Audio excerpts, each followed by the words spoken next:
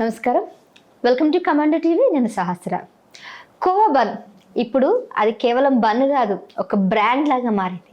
Yes, మరి khoa bun విషయంలో అసలు రెండు తెలుగు రాష్ట్రాలనే కాకుండా దేశవ్యాప్తంగా కూడా దీని మీద చర్చ నడుస్తుంది. ఇది కేవలం ఒక వ్యాపారం కాదు, ఇది ఒక మత రాజకీయం కూడా చేస్తున్నారు అన్నట్లు కూడా ఆరోపిస్తున్నటువంటి కొంతమంది విషయం మీద మనం ఈరోజు డిస్కస్ చేద్దాం.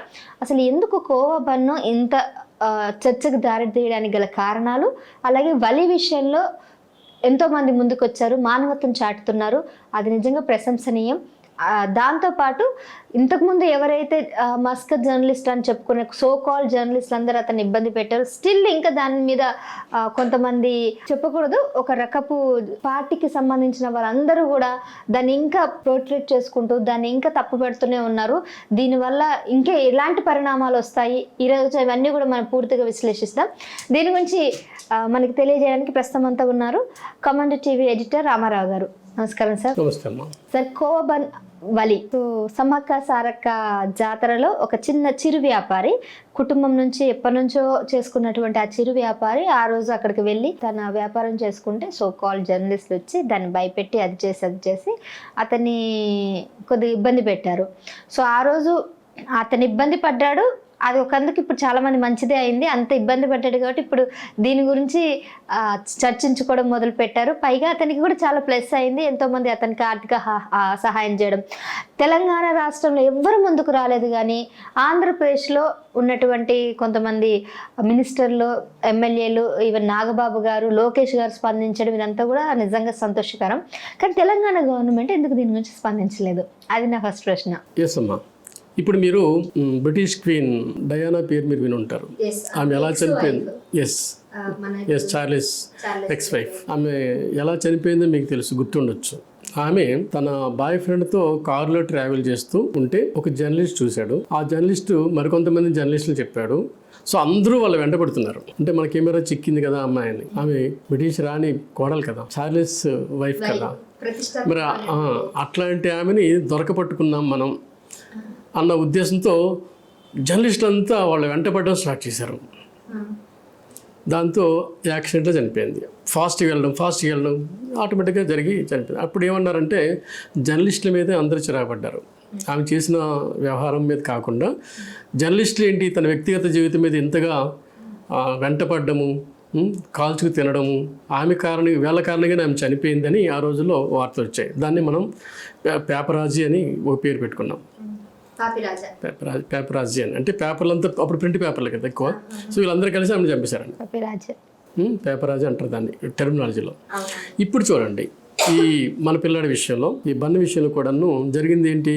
యూట్యూబర్స్ ఆయన చుట్టూ చేరి అతన్ని ఏడిపించినంత వరకు వెళ్ళి, ఆయన కాస్త గుండె ధైర్యం ఉంది గనక, ఇంకా చెప్పాలంటే ఆ చుట్టుపక్కల ప్రజలు కొంచెం సహనపరులు గనక అతను చంపలా. నిజం చెప్పాలంటే ఓ తెలంగాణ ప్రజలు బహుశా అది సమ్మక్క సారక్క ఆయన కాపాడిందేమో అనుకోవాలి, ఆ దేవుడే కాపాడాడు అనుకోవాలి. లేదంటే అంత ఎమోషన్స్ క్రియేట్ చేసినప్పుడు అతన్ని నువ్వు తిను, దీంట్లో విషయం కలిపావు లేదా ఇంకేదో కలిపావు అని అనిపిస్తూ అతన్ని తినిపిస్తూ ఆ జర్నీలో అతన్ని ఎవరు కొట్టలేదు, మళ్ళీ విధ్వంసం చేశారు చుట్టుపక్క, అతన్ని ఏమీ చేయాల. కానీ ఒక రకంగా చెప్పాలంటే ఈ యూట్యూబ్ జర్నలిస్టులంతా కలిసి అతన్ని హింసించడంతో రెస్పాండ్ అయిన ప్రజలు ఒక రకంగా ఇబ్బంది పెట్టారు తప్ప అతనికి ఏమీ హాని చేయాల. కొంతవరకు మేలే జరిగింది.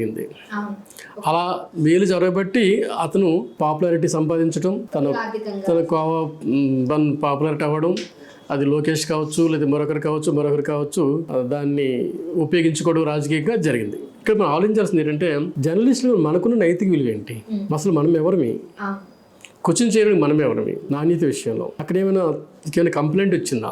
నాణ్యత విషయంలో మనం క్వశ్చన్ చేయాల్సిన అవసరం లేదు, జస్ట్ చూపించాలి, సోనే చూపించి మీడియాకి వదిలేయాలి, జడ్జిమెంట్ ఇవ్వకూడదు, వాళ్ళని ప్రశ్నించకూడదు. తిన్న వాళ్ళు ఎవరైనా వాంతులు చేసుకున్నారా? ఆ దగ్గరలో ఆ వార్తలు లేవు. మరి తిన్న వాళ్ళకి ఏమైనా కళ్ళు తిరిగాయా? ఆ వార్తలు లేవు. ఆయన ఒక ముస్లిం అన్నంత మాత్రాన మనం ఇలా నిందలు వేసి ఇబ్బంది పెట్టడం అనేది ఘోరమైన తప్పు.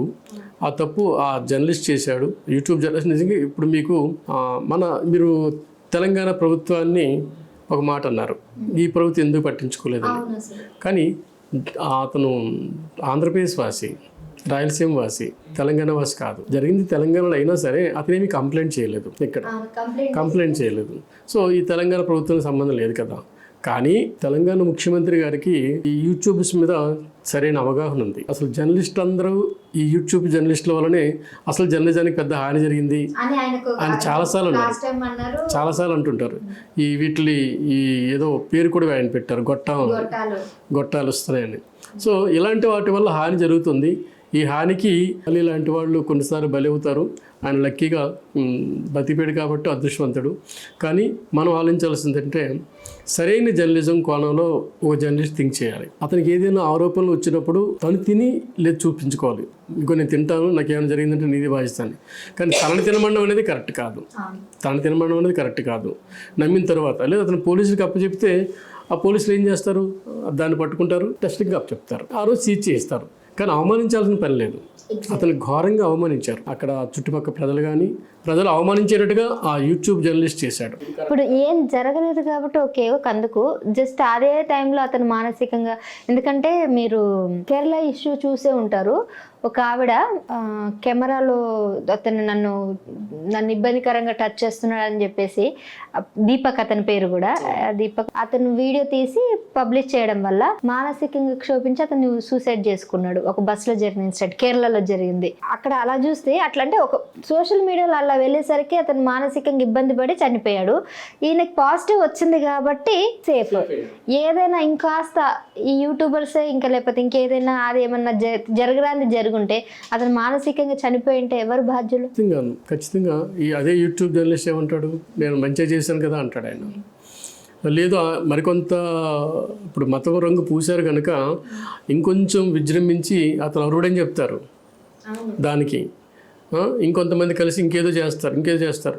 సో మనం చేయాల్సిన జాబ్ ఏంటంటే జర్నలిస్టులుగా ప్రజల దృష్టికి తీసుకెళ్లాల్సింది కుళ్ళుని, అన్యాయాన్ని, అక్రమాల్ని. అక్కడ కుళ్ళు లేదు, అన్యాయం లేదు, అక్రమం లేదు. ఇంకోటి ఏంటంటే భారతదేశంలో మీకు పెద్ద పెద్ద హోటల్స్లోను, స్టార్ హోటల్స్లోను, మంచి హోటల్స్లోను దాడులు జరుగుతుంటే అక్కడ అనేక రకమైన ఎప్పుడో స్టోర్ చేసిన ఫుడ్ అని, మాంసం అమ్ముతున్నారని మనకు వార్తలు వస్తున్నాయి కదా ఈ యూట్యూబర్స్ని. ఈవెన్ ద పోలీసులు వెళ్ళినా లేదంటే ఫుడ్ క్వాలిటీ డిపార్ట్మెంట్ వాళ్ళు వెళ్ళినా సరే మనకు దొరికిపోతున్నాయి చాలా పెద్ద హోటల్స్లో. కానీ స్ట్రీట్ ఫుడ్లో మీకు క్వాలిటీ ఉంటుంది. కారణం ఏంటంటే అన్ని కళ్ళ ముందు కనిపిస్తాయి. ఏ హోటల్ వాడు కూడాను వాళ్ళ లైవ్ కెమెరాలో కిచెన్లో పెట్టడు. కిచెన్లో ఎవరో లైవ్ కెమెరా పెట్టరు, అది మనం చూసే అవకాశమే లేదు. కానీ ఇతను మన కళ్ళ ముందు అన్నీ చేస్తాడు, అన్నీ మన కళ్ళ ముందే చేస్తాడు. సో క్వాలిటీ ఆయన దగ్గరే ఉంటుంది.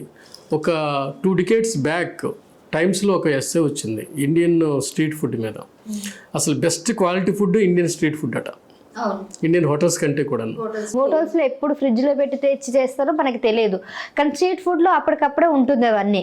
మేబీ కొద్దిగా నీట్నెస్ కొద్దిగా తక్కువ ఉండొచ్చు, కానీ ఫుడ్ అయితే క్వాలిటీలోనే ఉంటుంది, హాని అయితే కాదు. కానీ మిగతా హోటల్స్లోను, రెస్టారెంట్స్లోను హానికరమైన ఫుడ్ ఉంటుంది కదా, స్పాయిల్ ఫుడ్ ఉంటుంది, ఆల్రెడీ ఎక్స్పైరీ డేట్తో ఉన్న ఫుడ్ ఉంటుంది, స్టోర్ చేసిన ఫుడ్ ఉంటుంది. దాంతో పోల్చుకున్న స్ట్రీట్ ఫుడ్ మహా ఉంటే ఒక దుమ్ము కాస్త, ఎందుకంటే క్లోజ్డ్ కాదు కాబట్టి. అయినా సరే దాన్ని ఇష్టపడుతున్నాం కదా, మనం తెలిసి తింటున్నాం. ఇప్పుడు మీకు తెలుసు పానీపూరి అంటాం, లేదంటే రోడ్డు పక్కన మిర్చి బజ్జీలు అంటాం, ఇవన్నీ మనకు తెలిసినవే కదా. అది జంక్ ఫుడ్ కూడా కాదు, అది జంక్ ఫుడ్, అది మంచి ఫుడ్ అది. ఎందుకంటే జంక్ ఫుడ్ అనేది బంతో తయారయ్యా మన యూరోప్ అంటే ఏమంటారు దాన్ని, పిజ్జాలు ఇవన్నీ జంక్ ఫుడ్ కిందకి వస్తాయి. ఇవేమి జంక్ ఫుడ్ కదా, ఆయిల్ ఫుడ్. మన ఫుడ్ జంక్ ఫుడ్ కాదు. అట్లాంటి స్ట్రీట్ ఫుడ్ ఆయన పెడుతున్నాడు సమ్మక్క సారక్క దాంట్లోంచి. దాన్ని అనంతపూర్ నుంచి ఇక్కడికి వచ్చి పెడుతున్నాడంటే క్రౌడ్ ఉంటుంది, నా ఫుడ్ని ఎక్కువ మంది ఇష్టపడతారు, తన వ్యాపార ధోరణిలో ఆలోచించాడు. సో నిజం చెప్పాలంటే ఒక ముస్లింని మన హిందూ దేవత అయిన సమ్మక్క సారక్క రచించారనుకోవాలి. ఆ రకంగా అతను మేలే జరిగింది. సో ఆ రకంగా కూడాను సమ్మక్క సారక్కల్ని ఒక రకంగా పాపులర్ అయ్యారని చెప్పుకోవాలి. ఎగ్జాక్ట్లీ సార్, మీరు చెప్పినట్టు ఆ సమ్మక్క సారక్కలే ఆ వలిని అయితే కాపాడింది. వలితో పాటు జావిద్ కూడా ఉన్నారు, ఇద్దరు కూడా ఆ రోజు పాపం ఇబ్బంది పడ్డారు.